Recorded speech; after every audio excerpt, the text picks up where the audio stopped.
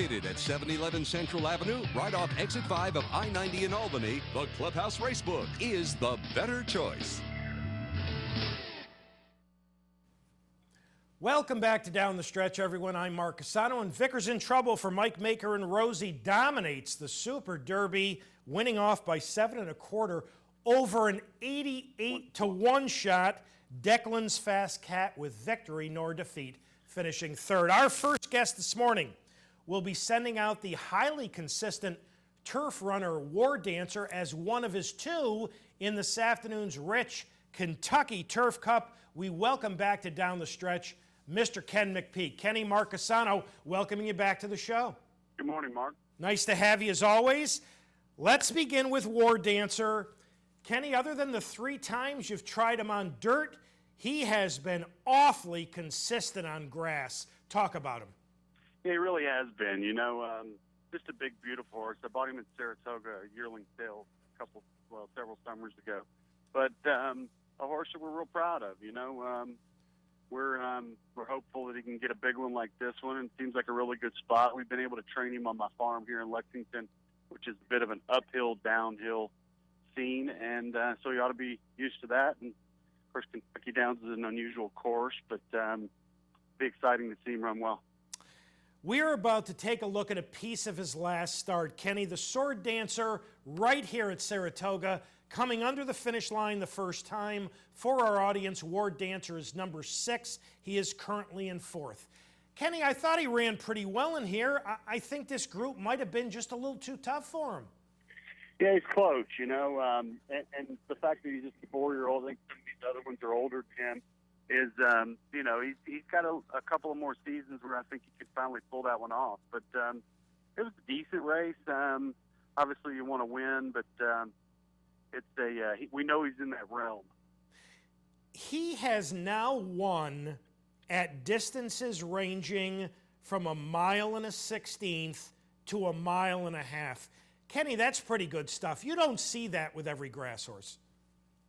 Well, he is pretty versatile, although when we've run him 1 1/16 or even 1 1/8, it's been what I call kind of problematic. He's had some rough trips that we were, thinking that maybe he was going to get through, and even Jamaica was a race that we thought he could or should have won, and he had a horrendous trip, got boxed in and checked the whole way, and it seems as he can get himself in a little better position the further he goes. So I think 1.25 miles, 1.5 miles is ideal for him. Well, I think you picked an awfully good spot this afternoon, because one of the things is, as we watch the Sword Dancer stretch run, this was a Grade 1 at Saratoga worth $500,000. Today's Grade 3 Kentucky Turf Cup, where the field isn't nearly as strong, is $600,000. That's not too shabby. It's a result of instant racing. Instant racing that's installed down there at Kentucky Downs has been a big boon to the purse structure, and they're getting a lot of people coming in from Nashville, Tennessee, and they play those. So it's good for horsemen. Kenny, you also run Olympic Thunder in this afternoon's Turf Cup. He hasn't been able to win in this country yet, but his best effort to date was a bang-up second in this race last year. Talk about him. This horse has frustrated us a little bit. He kind of knocks on the door. He's always within, a couple, 3 lengths. He never runs bad, but he doesn't win. And his race last year, like you said, was, his best race here in the U.S., and he was a champion down there in Brazil. But he's still, an outside chance. And he's going to need a really good trip. And is he of the quality of a War Dancer? I can't say that right now, but weirder things have happened, especially over that course down there. Kenny, I want to talk about a couple of your recent winners here in New York. Closing day at Saratoga, CJ's Awesome ran the race of his career in an entry-level allowance, here going wire to wire. Tell us a little about CJ's Awesome. This is a horse with so much raw talent, it scares us. He has been probably the worst gate horse I've ever had in my career. As a 2-year-old, we literally could not get him to leave the gate, and we spent months and months and months trying to get him to come out, and he would not come out. And then we had to work with him. We actually sent him to a farm for a period. We got him coming out, but we had to put full cup blinkers on the horse. And then when we ran him in full cup blinkers, if you'll look at his form, his first few races, actually I think it's the first 4 races, he ran in blinkers, and we gradually cut him back to the point where he would come out without them. And then once he came out of the gate without them, he's won 2 out of his last 3 because he wouldn't rate with the blinkers on.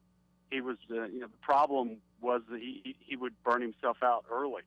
But now that he's learned to rate, he's a real force. And I think we're actually planning on the Pennsylvania Derby with him in his next start. And I raised him on my farm. I'm really proud of that. I bought his mother. I trained his mother. I made the mating. I raised him on my farm in Lexington. And he is physically, could be a real surprise before the end of the year. Wow. So next Saturday, it's CJ's Awesome against California Chrome? Yes, sir. All right, that's pretty exciting. Kenny, from closing day at Saratoga to opening day at Belmont, and Golden Ticket coming from last to win the Left Bank Stakes. Now, he got a quick pace this day and circled the field. Talk to us about Golden Ticket.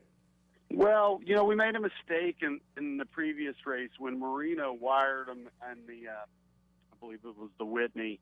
I tried to kind of lay him closer than normal. We kind of took him out of his running style. He really didn't want that, and it was really the worst race of his career. But then we got Joel back on him, and we allowed him to sit back and do his thing, which is kind of cruise the first part of it and then ease him into it and then finish. And they beat a nice group of horses there at Belmont that day. And his next start's going to be the Breeders' Cup Mile in California. And he is a horse that he may be retired at the end of the season and go to stud. But the cool thing about him is that he's really never met a veterinarian. I mean, he's been a horse that's, I think he's going on 29 starts now, and just as sound as a bell, and just a real great horse to be around, and runs at a high level, and just been real proud of his whole career. Pangburn ran second in last weekend's Pocahontas. What kind of a filly is she? A beautiful, big, lanky type filly, and we knocked her maiden out at Ellis Park, which we've done before. We did that with Rosalind, and she is a filly that's coming around. Her next start's likely to be the Alcibiades or the Jessamine County here at Keeneland, which is a win and you're in, and that's a filly that you may hear a lot about. I think she's going to mature a lot from 2 to 3 as well, and John Ed Anthony, the owner there, is deserving of a good horse. He had Adigan, who was on the fringes Triple Crown races, but he's invested a lot of money here at the Keeneland sale, and he's going to get some results. Kenny, before we let you go, we've been talking about this for several years now, the Horse Races Now app. How's it going? Labor Day weekend, we had 150,000 unique users on the app. And for those that don't know about the app, if you're a horse racing fan, it's real simple. You can text the word horse to 84700 and it's delivered to your phone, or you can go on the iTunes or the Google Play Store. But this app is it's quite popular. We get about 300 new users a day, and it's literally growing. And we're on Xbox as well. If you go on your Xbox and you plug in, you search the word horse and then races, it'll pop up and you can download it. It's all free, and we've been monetizing the app through advertising, and it's a classic startup business. But it's coming, and we feel like over the next couple of years we'll get our numbers up to 500,000 or even more, and it's progressing. Sounds positive. I've got a number of friends who swear by it, so keep it going. Kenny, as always, thanks so much for having joined us this morning on Down the Stretch.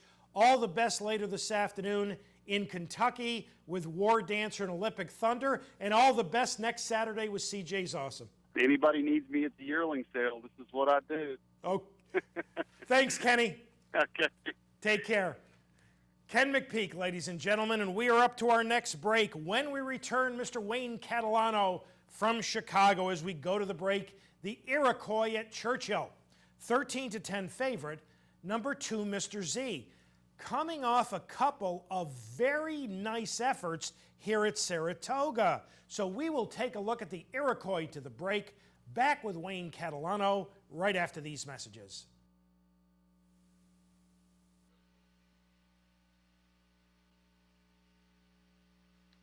They're off in the Iroquois.